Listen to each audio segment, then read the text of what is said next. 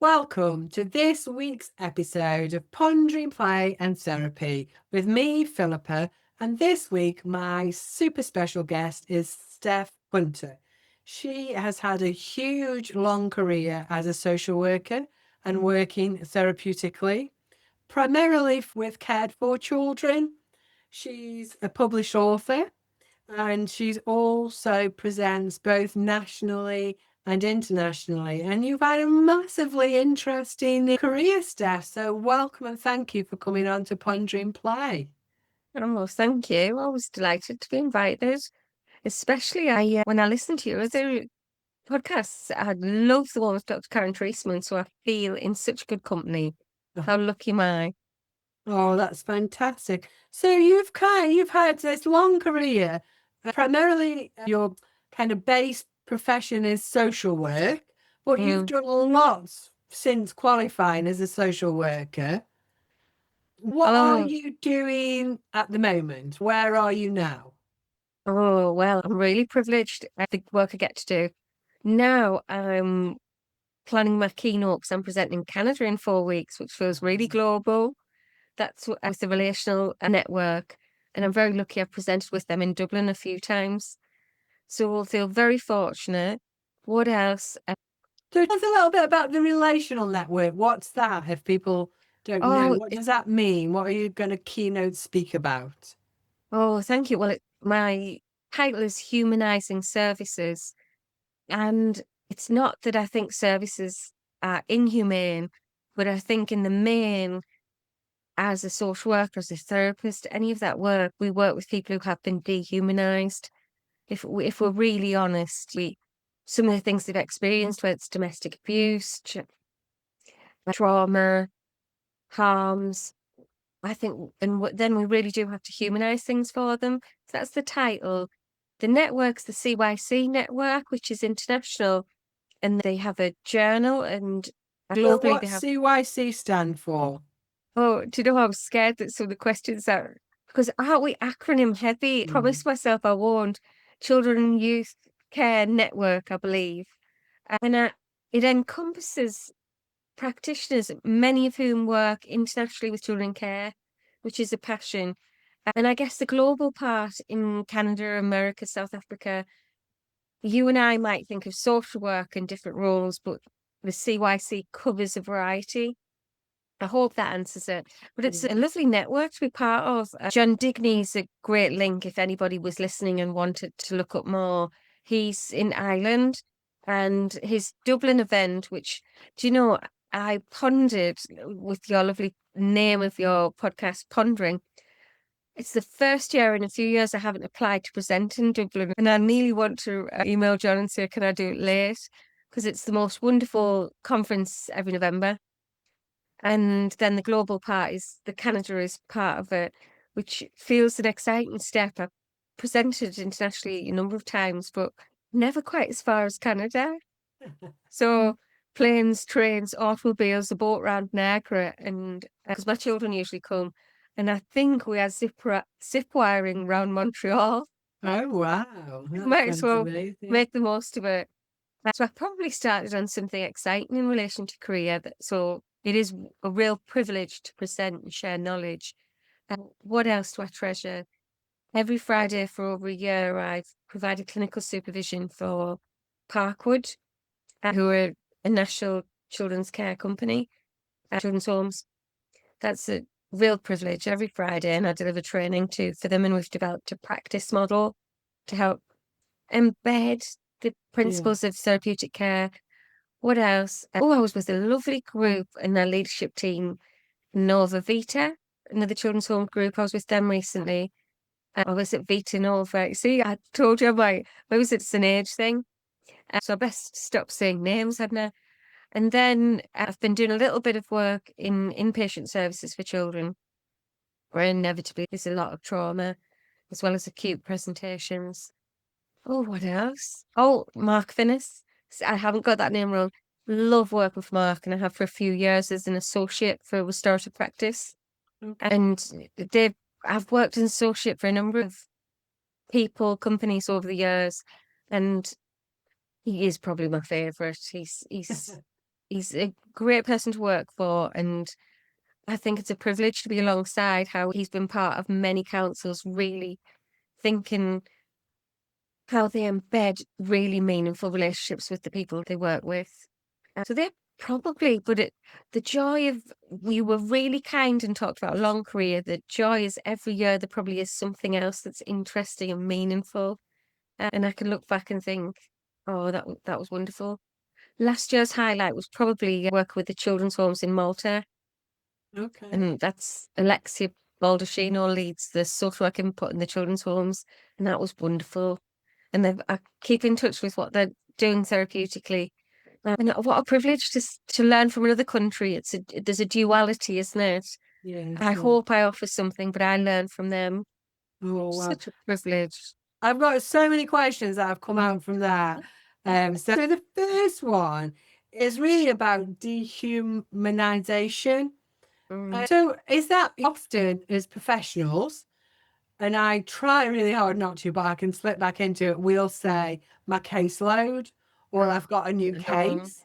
I know. And that's No, their families, aren't they? Their the children. And so the children, caseload bit is the people. dehumanization. Is that what you're talking about? Like if you ring and you're talking about a particular family, the local authority might say, well, just give me the whatever number, the charms number or the whatever number. So people are known by a number or a case number All or. right.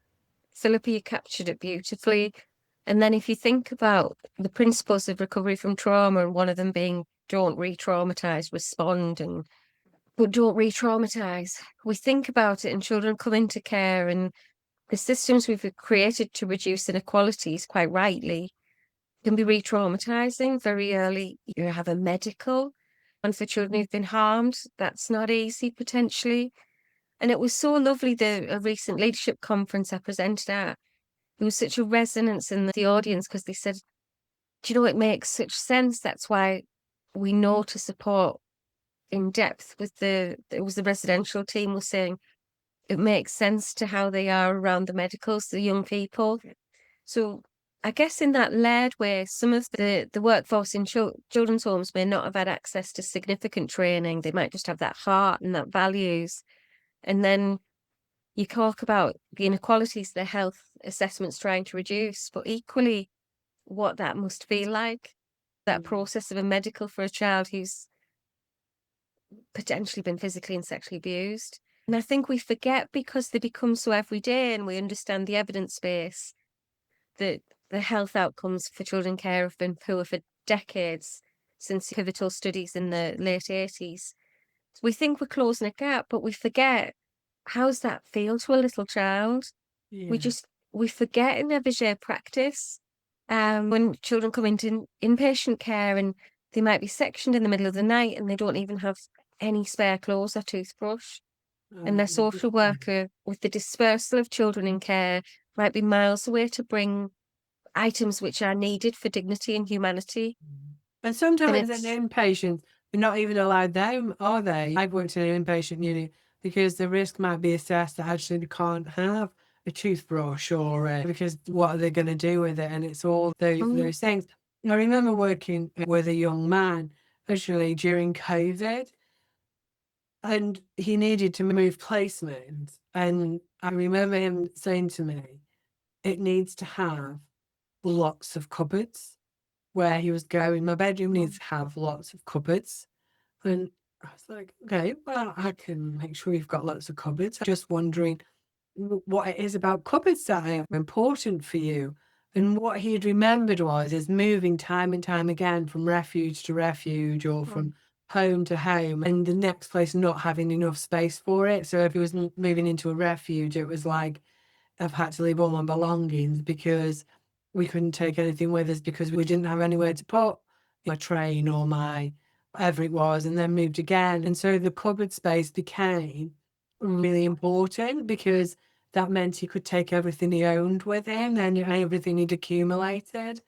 And I just think that it's those kind of things that we forget, don't we? That there's a loss every time we do something, even if it's for the right and best reasons. Yeah, I oh, think, and going into an inpatient setting, You literally can come to the police station, can't you? We're off the street where, we had children who were picked up off the street and just because they were having a psychotic break or something and going into an inpatient patient was the right place for them to be, but maybe in the wrong way it happens. Yeah, and do you know, I'm so warm to your story because I think fundamentally we learn from stories. So I try to have a lot of stories and presentations, conversations. And what you did in that beautiful Karen Treisman says, curious, not furious. You were Yeah. curious about the cupboards because it's that capacity to gently try to understand. I remember years ago, and I worked a lot more on adoption, and I used to provide consultation to an adoption team in the mental health service I managed. And I remember the workers saying to us, they were really thrown. They'd gone to visit a child in foster care placement identified as needing permanence, although they're now questioning the term permanence. And they went to see him and then they said to him, we're still looking. And he got really cross with them and he said, can you just leave now and start knocking on the doors? And I'm going to watch you out the window that you're knocking and trying every door because I don't think you're really looking properly for me for a home. And it's these stories of children because we have these beliefs of what they understand. And for him, these two people weren't looking properly because why on earth wasn't the mum and dad felt the forever mummy and daddy people have talked about? And it's just, I think, trying to stay alongside young people and understand their stories and how we can try to reframe them. Or if we're at a privileged position of experience, how we help others in that really valuable consultation role. It's a privilege, really, isn't it? The opportunities we have, because I think our careers sound like a similar period that we span. We'll remember periods in time we were talking about when attachment came to the fore, and now it's just an understood, isn't it, that children's attachments and how they've been wounded and what the impact and legacy of that will be and how we Yeah. might help them recover. And I always think the privilege and the honour that families and children still come and offer you a moment of trust. And it's our job then to hold on to that, isn't it? And I guess help them feel that we are trustworthy and that we do value their story and we can't fix everything. Sometimes we do have to say, don't we? Actually, I really see that you need that, but that's not in my remit, that's not in my power. But also being able to hold that and say, but it's shit, really. You should be entitled to that. That is the right thing, rather than whitewash. Well, because we do lots of buts as professionals, or we can, can't we? Yes, but you can't go there, but you can go here. Well, actually, I wanted to go there. I wanted to do this, but I think that families offer you that sliver of trust. It's to me always, even now after 30 years, I'm mesmerised by some kids who come into the therapy room and will just allow me to show them that actually it might be okay if we do this together today. And they come back each week, even when it's hard. And for lots of adults, we'd say no and walk away, wouldn't we? Or and families who've been judged and made to go through millions of assessments and again put through a system and they Yeah. still come and ask for help. That's hard, isn't it? Oh, you got me smiling because you're absolutely right. Every time that you have an encounter with a young person or a family where you might have just softened an experience or made it a bit easier or helped in some way, it is just, yeah, I don't think I'll ever tire of what that feels like. As you say, it's a privilege, but I guess I didn't want to repeat that because it's a phrase that can be overused probably, but it really is. And all. It's interesting, actually. My friend Colin McGinn, who works with Cared for Children, his second book was It's a Privilege, the title. And he is right. It's such a privilege. I feel trust, or there's a little bit of invitation to students or those kind of new in practice. Try to remember, if we can, try to frame it that's an invitation from them. That because so much power is taken, isn't it? I could return the same time each week. What would that feel like? Or would you like to let me know if that would be helpful? And it's huge, isn't it? Yeah. Yeah, it really is. or that other joy of the wonderful joy if you're part of a system early in career and you're supporting them and they tell you, oh, this went well on the Family Connected, because there's nothing greater probably than trying to make a difference for people, is there? Absolutely. And it's that when they don't need you anymore. And I guess you get that in residential as well as you do in therapy or in social work. You've worked alongside and you've, I think with my kids and that, I'll say it's a happy sad. Yeah, I'm sad that I won't see you anymore, but I'm really happy that you don't need to come and see me anymore. And that's the same for families, isn't it? I've worked with, it's called safeguarding now. In my day, it was called child protection. And where they've put the work in and you supported that, and you can say, actually, I don't need to come anymore. I don't need to come and do this stuff. You've cracked it for now. And that in itself was also that there's an amazing feeling that goes with that for the family and for yourself, really, that you've had part of that journey, I think. Oh, definitely. Definitely. Yeah, it's layered, isn't it? It's just layered. And whether it's you supervise somebody or they reach out for supervision, or you can see its benefit. I kept thinking of, because your animation is so catchy, the Nanny McPhee film, that I remember a family using that analogy, and it is a good one, isn't it? Yeah. You're going and we didn't want you in the beginning kind of thing, but now you're there and we really want you. But yeah, no, we're so lucky. And if I've got things going on in my own life, as we do from time to time, you get to a certain age, there's loss, challenge, health, different things. You have your own children and they hopefully bring joy a lot, but you worry about them in school and different things. And I think if you have public facing work where you help people, it's a great way to remind you of the fortune you probably do have. Yeah, it really is. Well, it's like a little bit of reminiscing, this, isn't it? We're both kind of That's good. thinking I the think same it's good for thing. people to hear that. One of the other things that I wonder about, we have talked about this before. I had a guest called Ruth Hales from the Isle of Wight, and she's from their YO, the Youth Justice team over there. But you talked about restorative work. So she's talked about it within a youth justice setting. So when a young person's committed a criminal act or something, they go back and apologise. I wondered how you are involved in it. Is it the same way or is it different?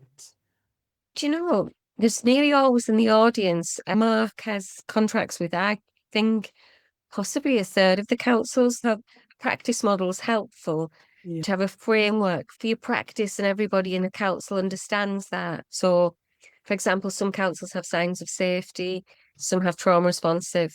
I think Jersey has an interesting integrated model because I think that's valuable.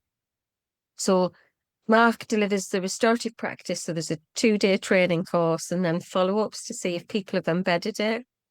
But there's some really thoughtful principles, but the time in the training allows people to think deeply, like the social discipline window, how, not working with people can be quite neglectful. They're not But doing. what's the social distance for somebody who Oh, doesn't know yes. anything I know about? that did sound, didn't it, grandiose, like everybody would know it. But it's a model and we work with practitioners in it. So some social work or families or in education field done too, that they have to do something. That's the 2. There's another window for when we do things for people and we perhaps don't empower them, don't give them the skills, and not neglectful practice. I trained as an independent reviewer. In a recent review I read, the only services that were really consistent was somebody from the children's home stayed in touch long after they left care. Other than that, services were siloed, didn't really provide what they needed, and there wasn't sufficient support for parents who were both care leavers. No family privilege, no social privilege. And I guess it was quite neglectful. If the state's their parent, they didn't have great grandparents, and then the intervention came too late. So they're not. I don't think services are always honest enough that things aren't provided as deeply or as long or as intensively or thoughtfully as some families need. And especially probably care experienced adults. I think there's huge gaps in mental health services and therapy. You see it time and again in court proceedings where care experienced adults risk losing their children, and the court judgment will be they need therapy, but it won't happen in timescales. But that would be the window, and I spent a lot of time on the not, because I always think whatever we provide, we must do it to the absolute best we can and really think carefully about what's needed. That's the least we can do if people have waited for a service. And then the best would be with. That would be the social discipline with, and would have co-produced participation, lived experience valued, and pathways that are truly respond to the need of services set up. So the restorative justice, the restorativeness that you're talking about is not the same as a young person who's maybe maybe vandalized someone's garden and then goes back and says, I'm sorry, and repairs it. It's more about a system. I guess it's a set of tools, beliefs, ideologies, frameworks to deliver services restoratively that repair harm, that work truly with people. Yeah. So it's definitely the same framework as restorative justice. There's a lesson to me, isn't it? Given I train a lot on this, that I should think of how I deliver it. And I guess it's that training course with all these methodologies, and hopefully at the end of it, it becomes part of their practice to repair harm, as you say, whether it's youth offending or children in care, because I think the repair would be done by us as the adults, by us as the system. Yes, Is that what you're saying? right. So rather than the young person doing the repair, we're doing it. Our We're services, noticing. absolutely. You got that. And I just think it's a great model for councils, because it really makes you think deeply how we truly work with people. Yeah. Because that's one example. I think it's because I really like the social discipline window, and we do that in the day one to help people really start to think.